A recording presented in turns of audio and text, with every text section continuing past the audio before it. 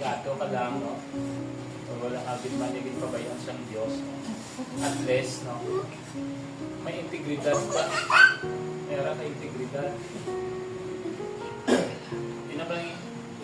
Hindi mahuyan ng si Kristo sa imong kinabuhi. Hindi mahuyan.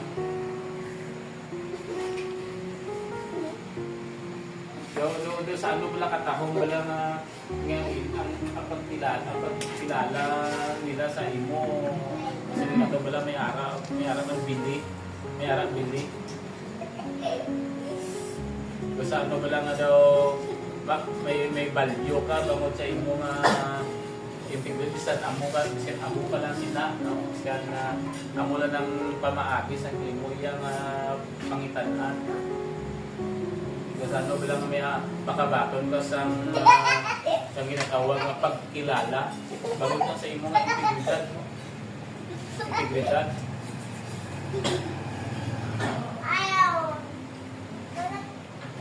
Hindi man bala sa pagpabugal, no?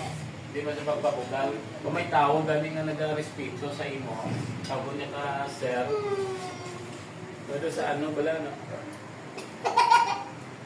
Bangon na sa imahe na yan, sa imo nga imahe.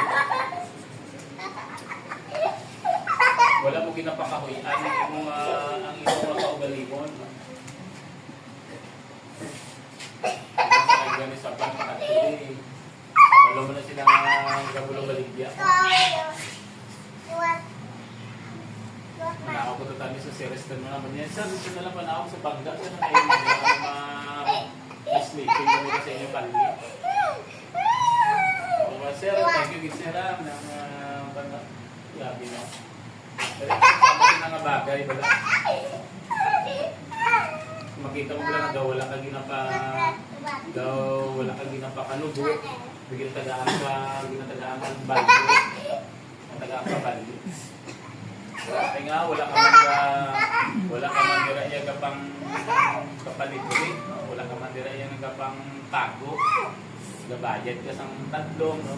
Tapos, imo dira iya nga pagkilala nila sa imo dira iya. Okay, pangabuhi, gidya. Gato ka lang, no? O wala kabit man yung pabayaan siyang Diyos. At least, no? May integridad ka. Meron ka integridad.